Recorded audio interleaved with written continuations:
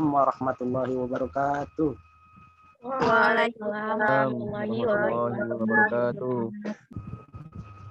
Alhamdulillahirabbil alamin wassalatu wassalamu ala asyrofil anbiya'i wal mursalin wa ala alihi wa sahbihi ajmain. Allah Subhanahu wa taala yang telah memberikan kita nikmat iman, nikmat kesempatan sehingga kita dapat melakukan Zoom pada hari. Apa kabar semuanya? Alhamdulillah baik, Kak. Alhamdulillah. Ada pepatah bilang nih, tak kenal maka tak sayang. Jadi sebelum kita mulailah ke arah tujuan pembahasan kita, marilah setidaknya kita berkenalan terlebih dahulu. Pada peserta, adakah yang ingin memulai perkenalannya terlebih dahulu? Untuk sebelum ke sana, dulu nama saya Muhammad Bayi Dali Munti dan saya akan memimpin Zoom pada hari ini ya. Mungkin pada peserta ada yang mau memperkenalkan dirinya terlebih dahulu? Saya, Kak. Ya, dipersilahkan.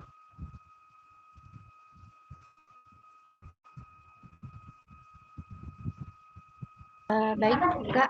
Perkenalkan, nama saya Regita Amira Putri. Saya mahasiswi di Universitas Negeri Sumatera Utara. Jurusan saya Fakultas Dakwah. Terima kasih, Kak. Wah, terima kasih kepada saudari Regita ya. Oh, kampusnya bagus itu UINSU ya. Iya. Kampus bagus itu.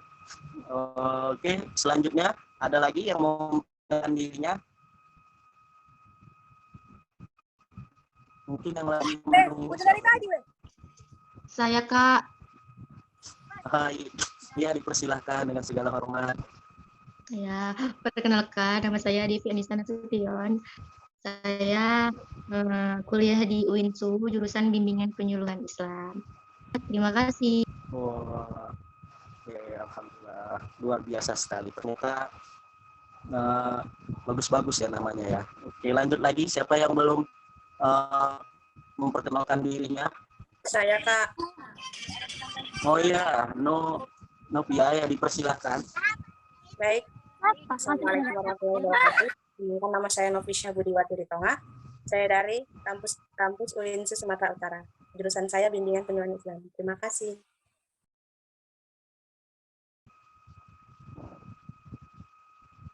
Baik, berarti satu jurusan semua di sini ya.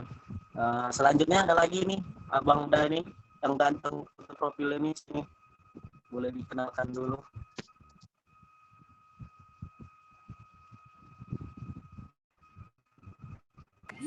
Aku. Oh ya. Silakan perkenalkan dirinya, siapa namanya? Assalamualaikum warahmatullahi wabarakatuh. Perkenalkan, nama saya Safira Wardah. Saya dari UINSU Bimbingan Penyuluhan Islam. Terima kasih. Iya, semua. Selanjutnya ada lagi ini yang tampan-tampan memperkenalkan dirinya nih.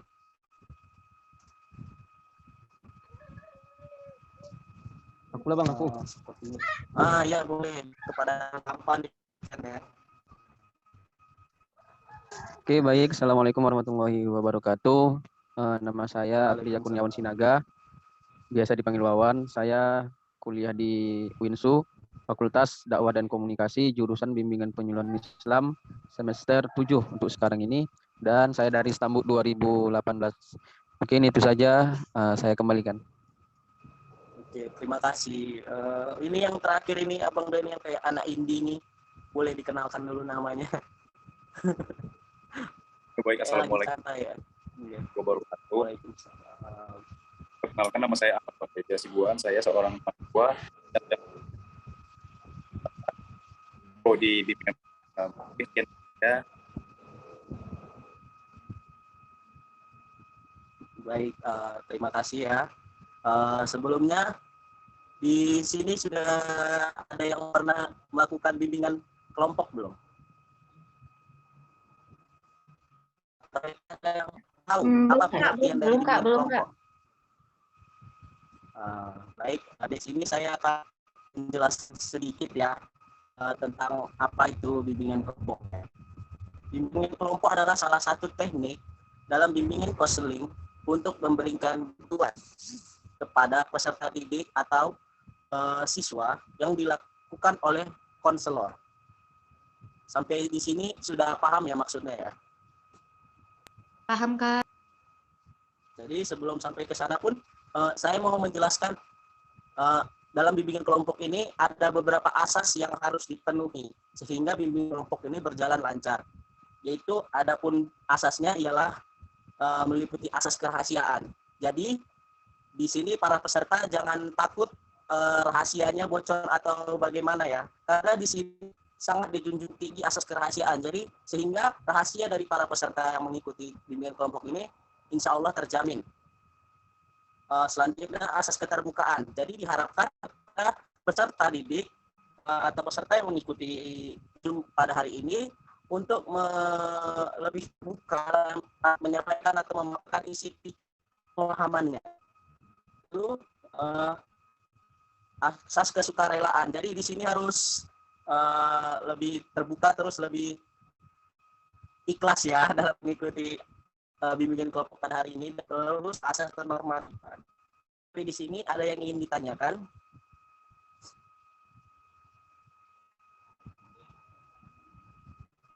Mungkin tidak ada, Kak. Sejauh ini mungkin sudah dimengerti, Kak.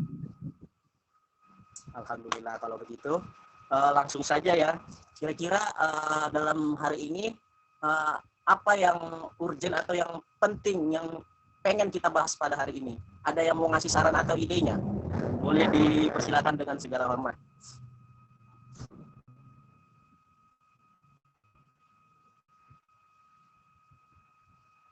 Ada kira-kira yang mau mengasih ide pembahasan kita pada hari ini? Mungkin dia mau nyampaikannya.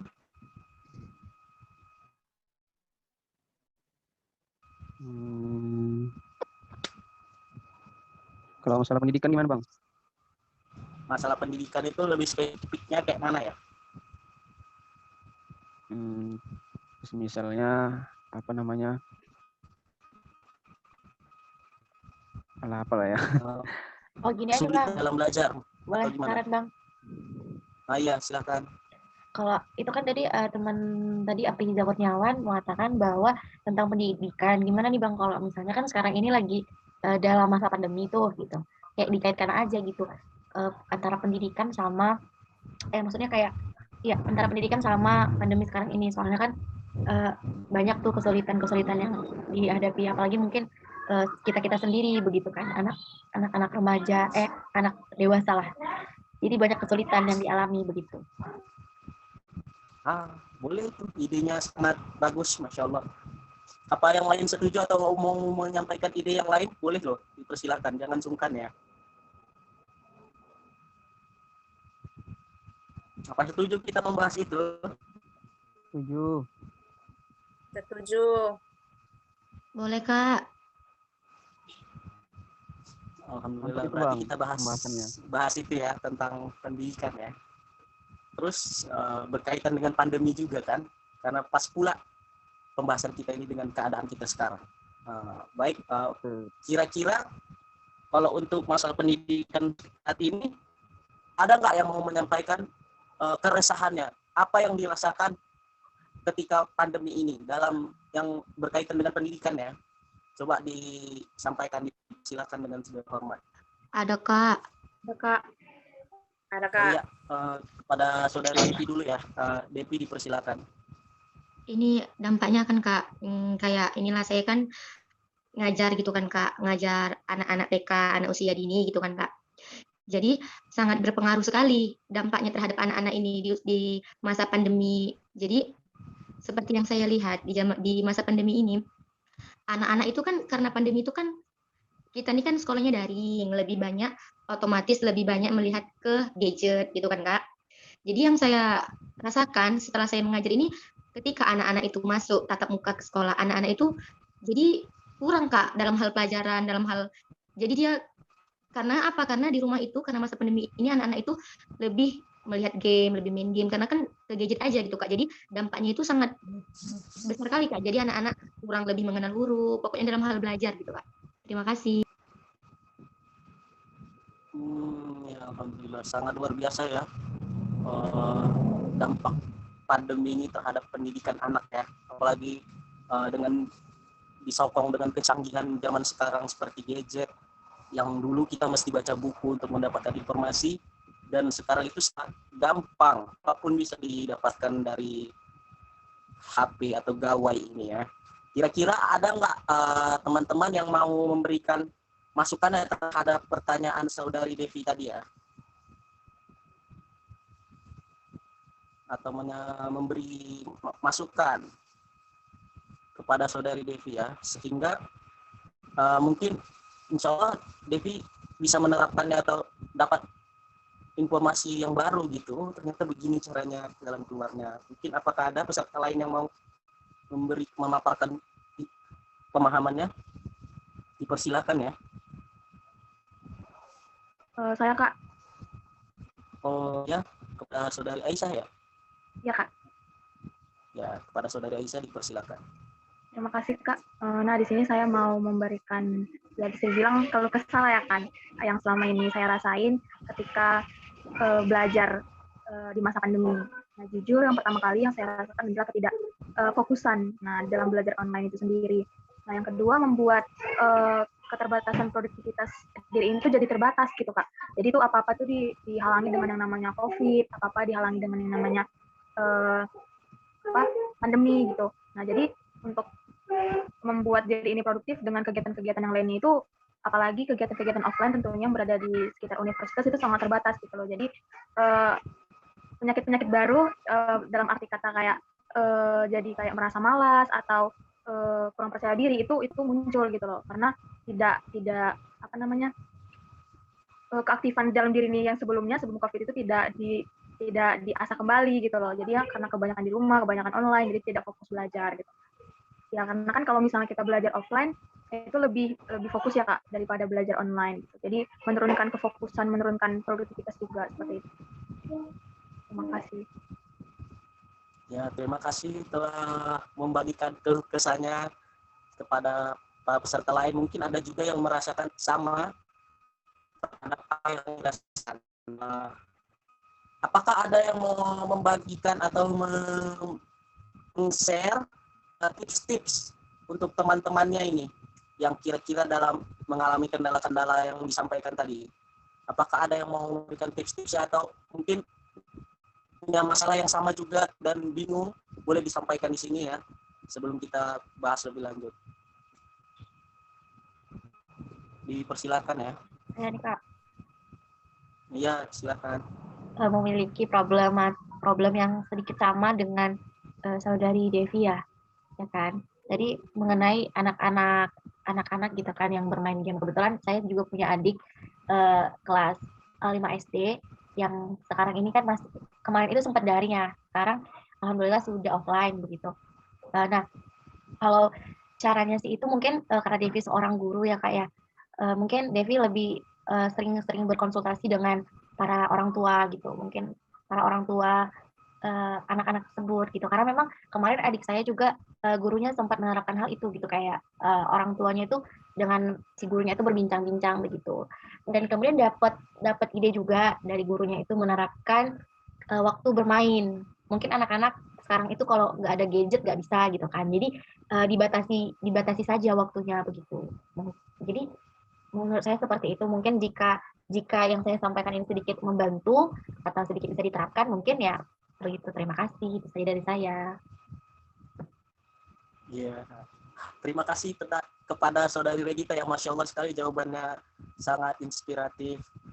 Bagaimana kepada saudari Devi, apakah hasil paparan dari saudari Regita tadi apakah dapat ilham gitu atau pencerahan dari kendala yang dihadapi? Iya Kak, dari yang dibilang saudari Regita tadi, mungkin bisa saya terapkan ya kan, bisa konsultasi juga sama orang tuanya ya kan, biar nanti ke depannya anak itu bisa lebih menangkap lagi dalam hal pelajaran. Terima kasih. Terima kasih Kakak, terima kasih Saudari Regita. Iya. Iya, terima kasih kembali. Terus untuk masalah dari Aisyah tadi ya tentang kendala dalam belajar dan sebagainya, mungkin lebih memberikan ya, mungkin harus lebih bisa manage waktu atau lebih bisa kembali mengingat apa tujuan dari kita dalam berkuliah, kembali fokus apa sih tujuan kita kuliah tadi, untuk apa kita kuliah tadi. Mungkin dengan mengingat lagi rasa semangat atau bahkan mengingat perjuangan orang tua, kita mempunyai rasa semangat kembali dalam sehingga satu kurang fokus tadi insya Allah dapat diatasi. Mungkin itu saja dari saya. Apa ada masukan dari saudara atau saudari peserta lain untuk hal tersebut? Dipersilakan. Sepertinya saudara Wawan ingin menyampaikan. Ini Wawan. Ya, sedikit nih Bang. Nah, jadi saudara Aisyah ini kan agak sibuk juga di luar selain di perkuliahan. Nah, jadi sebetulnya itu tergantung kita sendiri, bagaimana kita mengatur waktu kita, bagaimana kita menyusun jadwal-jadwal kegiatan kita. Nah, namun terkadang ya kan, kita sudah menyusun kegiatan-kegiatan kita sudah membuat schedule kita sehari-hari ya kan. Akan tetapi biasanya kalau masa online seperti ini, dosennya pula yang agak buat kerjaan gitu. Maksudnya gini, yang jadwal seharusnya sudah ditetapkan, namun dosen tersebut tidak masuk pada jam yang sudah ditetapkan, yang sudah dibuat kontrak gitu. Nah, jadi ketika jadwalnya di luar dari kontrak perkuliahan kita, nah maka kegiatan kita di luar pun jadi berantakan jadinya. Sebetulnya nggak bisa disalahkan juga individu tersebut. Nah, namun situasilah yang membuat kegiatan kita kayak kacau balau lah gitu. Jadi seharusnya pun para guru ataupun dosen-dosen yang mengajar mahasiswanya ya paham-paham juga lah terhadap mahasiswa tersebut. Jangan suka-suka hati para dosen itulah membuat mahasiswa ini. Nah, seharusnya seperti itu. Kita kan ya semua orang kan punya kesibukan masing-masing. Nah, jadi jangan mentang-mentang dosennya sibuk, suka-suka dia masuk ke gitu di perkuliahan. Nah, kita kan punya kesibukan juga. Nah, jadi ada sedikit konsultasi lah sama mahasiswanya. Jangan suka-suka bapak itu ataupun ibu dosen itulah membuat jadwal yang di luar kontrak perkuliahan. Nah, mungkin itu saja sih dari saya, Bang. Baik, terima kasih kepada saudari Afriza Kurniawan. Kayaknya sekaligus curhat ya, isi hati kali itu ya. Ya, iya. kayak gitulah. Berarti mahasiswa dan dosen itu harus saling simbiosis mutualisme gitu ya, saling menguntungkan satu sama lain, tidak memberatkan yang satu maupun yang di pihak lain. Mungkin ada kepada saudari Aisyah, apakah masukan saudara Wawan mungkin dapat membantu? Iya Kak, terima kasih kepada saudara Wawan, cukup membantu ya, dimana memang kita harus pintar-pintar ya kan yang namanya memanage waktu. Tapi ya itu tadi memang pandemi ini cukup membuat pengaruh, cukup menambah atau bagaimana memberikan pengaruh lumayan besar gitu. Mungkin bagi orang yang nggak bisa menghandle waktu, manage waktu atau menghandle dirinya sendiri, mungkin dia bakal kesulitan dan bakal menjadi pribadi yang sangat tidak produktif seperti itu. Mungkin itu aja. Terima kasih kepada kakak-kakak semuanya yang sudah memberikan solusi. Baik, terima kasih. Mungkin karena sudah lumayan lama juga kita dalam membahas tentang pendidikan ini di masa pandemi ini, mungkin kita sudahi dulu ya pertanyaan-pertanyaannya. Masuk ke saya mau memberikan sedikit tips lah dan cara lah bagaimana mengatasi hal-hal tersebut dalam situasi pandemi ini. Yang pertama, kita tuh harus senantiasa bersyukur atas segala kondisi yang ada, mau itu pandemi, mau itu bencana alam atau sebagainya. Kita harus lebih bersyukur karena masih ada yang mungkin lebih sulit keadaannya daripada yang kita rasakan sekarang ini. Lalu memaafkan segala kesalahan yang orang buat, sehingga kayak setelah kita memaafkan itu kita lebih tenang dalam apapun, tidak terbebani apapun. Gitu. Lalu mengambil kesempatan seperti saudari Aisyah yang lakukan, seperti dia memiliki kegiatan lain ketika saat pandemi ini, dia memanfaatkan segala hal. Ketika kita Zoom atau sebagainya tidak kuliah offline, dia memanfaatkan waktu tersebut dengan cara mengisi waktu-waktu tadi dengan beberapa pekerjaan atau sebagainya. Terus berhenti membuat alasan. Maksud di sini yaitu jangan terlalu banyak memberi alasan inilah pandemi, malas sekali keluar, pasti bakal ditolak. Semua itu ada resiko, tapi kalau kita terus mencoba, insya Allah akan ada hasilnya kelak. Lalu berhenti terlalu memikirkan sesuatu, jangan terlalu insecure apapun itu, jangan terlalu insecure. Kita harus percaya diri akan kemampuan kita. Kan Allah udah bilang berdoa, usaha, ikhtiar itu kalau dilakukan secara baik, insya Allah Allah memberikan jalan tersebut. Mungkin itu sajalah yang dapat saya sampaikan. Kurang lebihnya saya mohon maaf. Kita akhiri saja ya pertemuan pada hari ini ya.